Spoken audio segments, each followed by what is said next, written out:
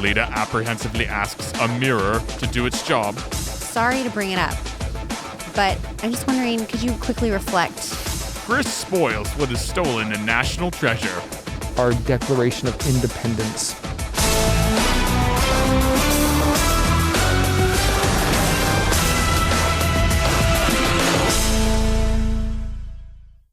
Well, hey, everybody. It is great to be back with you. And I think we've just had like a 1 week break. We had a little break last week from Chris's Corner. Hope you had a fun time together as a small group. Some groups went for ice cream. Some groups had a game night. Yeah. People did different things. Lots of different options, if you will. But we hope that whatever you did, maybe you just took a night off. Whatever you did, that it was great. And one little, okay, I have an announcement. Before I get to the announcement, I'm remembering now that 2 weeks ago in our last video, you and Jer made some hockey predictions. I'm sorry to bring it up, but I'm just wondering, could you quickly reflect? I predicted a game 7, Yes. which I was correct about. Very right, yeah. But I thought the Canucks would win, which they didn't. Yes. And now the Oilers are playing Dallas, and it's tough for all of us. I will say, obviously, I didn't foresee Brock Besser getting a blood clot. Obviously. How could I know that? I would have changed my game Nobody 7 knew. prediction. In fact, as soon as I heard that news, I did change it. I said, they can't win. Oh, Yeah. So okay. I was close. You were very close. And now who are you rooting And I'm for? like, that's reflective of a lot of my life, like close, but not quite right. Yeah, that's fair. It feels like there's some things under there we could go into, but we won't. I do Yeah. want to ask, who are you cheering for now? Who's your, I'm cheering for the Oilers. okay, Yeah, I know you're from Texas and stuff. I am so. from Texas. But I you don't- don't really care about hockey. I don't, so. I'm so Hey, sorry. I'm trying cheering to for care. the Dallas Mavericks in basketball, Okay. but I'm cheering for Edmonton in hockey. Okay. Yeah. So one quick announcement for you guys. Serve Day is this Saturday, so don't forget to sign up for that. We still have some spots available, and we would love to see you there. Okay, so after... Can I say something as well? Yeah, absolutely. This is the second to last small group, and Yes. that means it's the second to last video. And I just want to take the opportunity to honor Alex, who's behind the camera. Not only Alex. filming, but also putting together these amazing edits, making it Amazing. fun, making it lively, surprising all of us by what he comes up with next, you know. Yes. And it's a lot of work. It's a lot of creativity. It makes this experience better for everyone. I know our small group always laughs, you know, at some of these edits. And so thank you to Alex, who's done an Yes, thank amazing you. job. I really hope that he puts a picture of his face somewhere here because Yeah. people ask, who's Alex? I'm like, Maybe he will. maybe he will. I but don't know. I doubt it. You know. Anyways, Alex, you're the Thank best. you. We thank you. We all thank you. Okay, so in our preaching series on a Sunday mornings, we've taken a 2-week hiatus from the book of Mark. And this past Sunday, we were back in it. I was in Strath, you were in North Van, and we were in Mark chapter 8. And one of the things that we've been seeing over and over again in this series is that it's giving us a picture of what following Jesus looks like.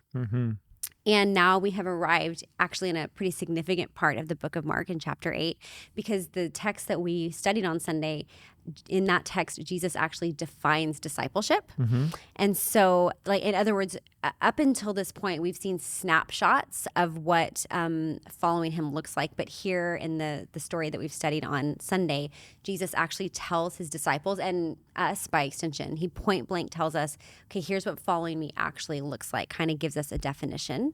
And so I'm going to read it for us, just one verse out of Mark that we studied on Sunday. So this is verse 34, and it says this: Then he, that's Jesus, called the crowd to him along with his disciples and said, "Whoever wants to be my disciple must deny themselves and take up their cross and follow me."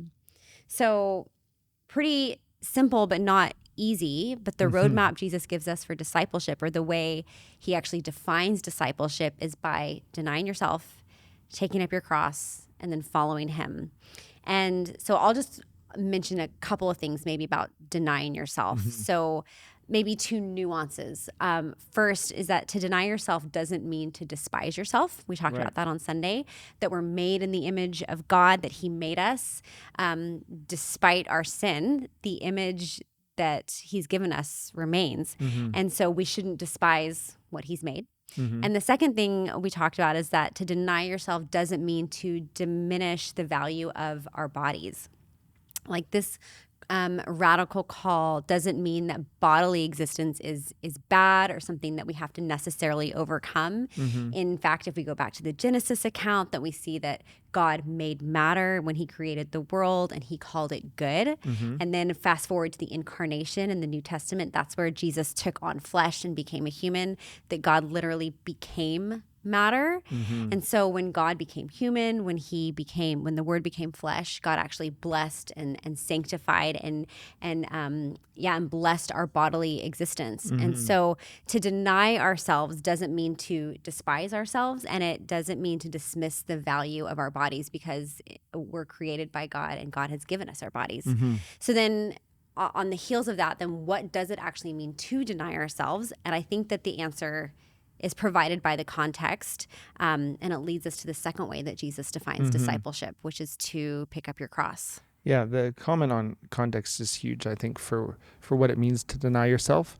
Jesus says, pick up your cross and follow.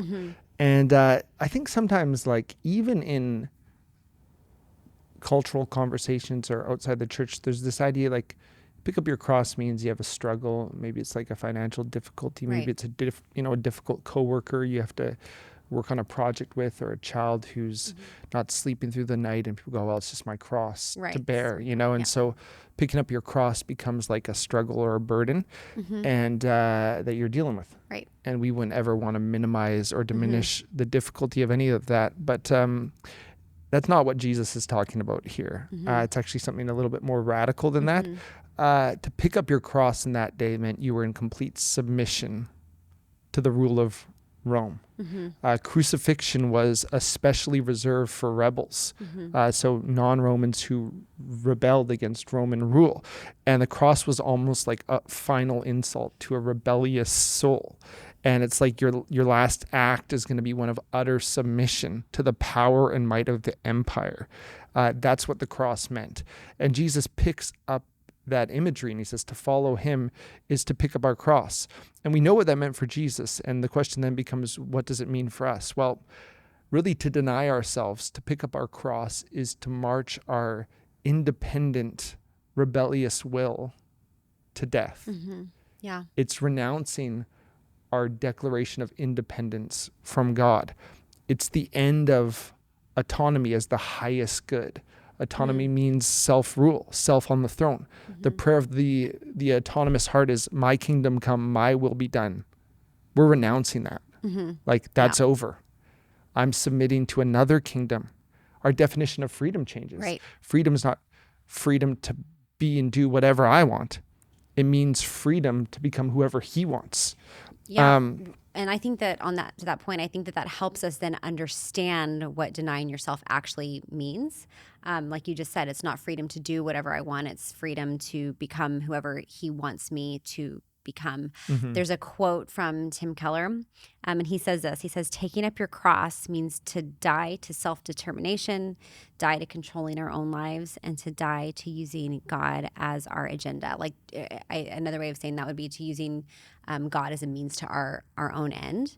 And so, I don't know, I think this whole denying yourself, picking up your cross, they're so in tandem, which goes to the third point. Yeah, I mean, that's a great Keller quote. But it's not like Jesus doesn't end on almost a negative. He says, out of this death comes new life, which is kind of like the third point that he makes and that we made on Sunday. You lose your life, you find it. If we lose our life for his sake, we will find it. In dying to self, we rise to a whole new life. And so self-denial is not an end in itself. It's the means to our joy and fullness in Christ. And out of that death comes new life. If you lose your life for his sake, you'll find it. And I thought it'd be fun to end with like a little a story. Okay. It's Ronald Rolheiser is a Catholic priest. And he has this anecdote in one of his books, okay? And it was about a conversation between a young writer and an old monk. And the older monk was asked by a young but like serious seeker of God, do you still wrestle with the devil, Father? And the old monk reflected for a while and then replied, Not any longer my child. I've grown old now, and he has grown old with me. Now I wrestle with God. With God, exclaimed the surprised young man, and you hope to win? To which the old saint replied, no, my child, I hope to lose. We never stop wrestling with God. Yeah. Do we hope to win? No, we hope to lose. We hope his way wins because his way is better. And I think the older we get and the more we submit, the more we see it. And so we still wrestle. But the hope is we throw in the towel early in the first round. We admit defeat, knowing that our loss will actually be our gain. And in losing our lives, we find them. And so it's like, if you turned it into a benediction, it'd be like, so may we lose today. Like, may we give up the fight with God. May we let him have his way.